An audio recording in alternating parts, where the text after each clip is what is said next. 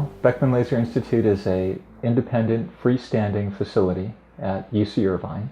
We're a clinic and basic research labs.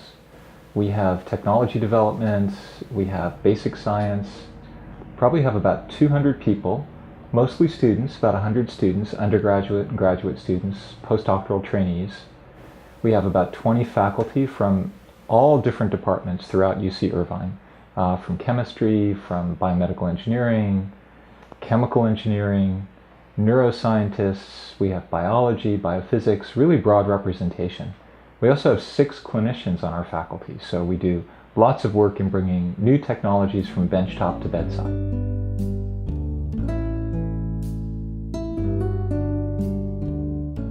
That's a great question, and maybe I can move to an answer with that by going a little bit back into the history of the Institute. So it was established in 1984, back at a time when lasers were hardly being used in biology and medicine. So it was really a visionary thing to put an institute like this together. Mostly people were using lasers to blow things up.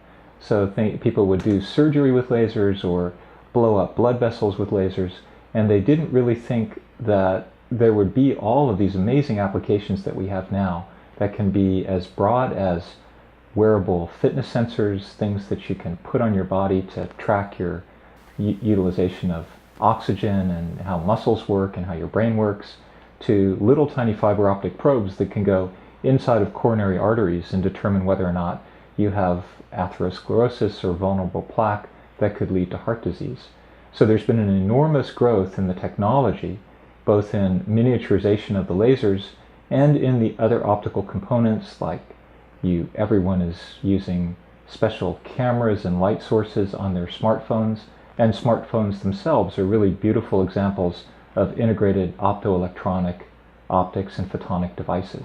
So we try to take advantage of all those advances that have occurred over the last 20 to 30 years and bring them into new technologies. We build lots of new technologies and design them to look at biology and medicine.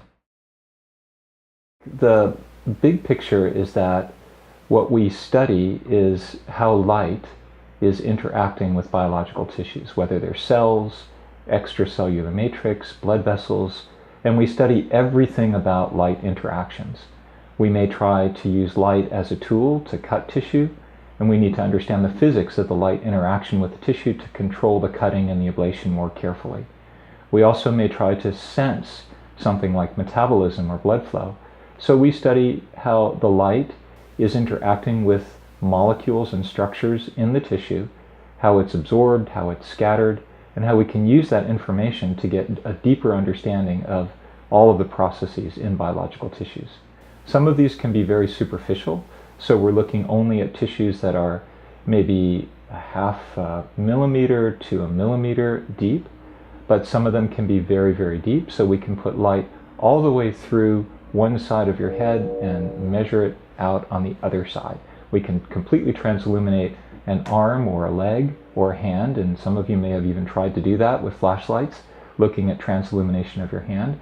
We can turn those into very beautiful and sophisticated technologies to measure not just the neat red glow that comes out the other side of your hand, but what's inside of your hand and what's the metabolism inside of your body and how your muscles are using oxygen and controlling blood flow.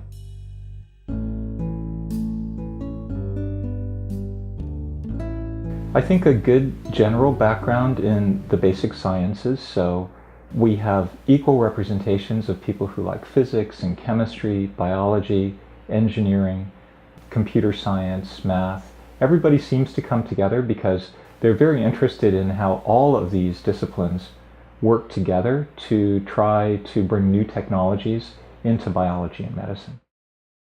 I think doing research in the University of California, particularly if you're in engineering or physical sciences or even biological sciences, is a very, very important experience because it's different from your classes, which can be pretty large, and you're learning materials that are not necessarily state-of-the-art.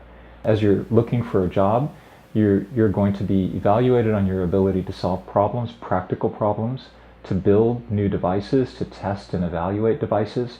So if you can get research experience, work in a team in a laboratory setting, you'll not only get practical experience on how you can make new things, how you can use MATLAB, how you can use 3D printing, how you can understand and troubleshoot circuits, things that are important for the biomedical engineering and device field.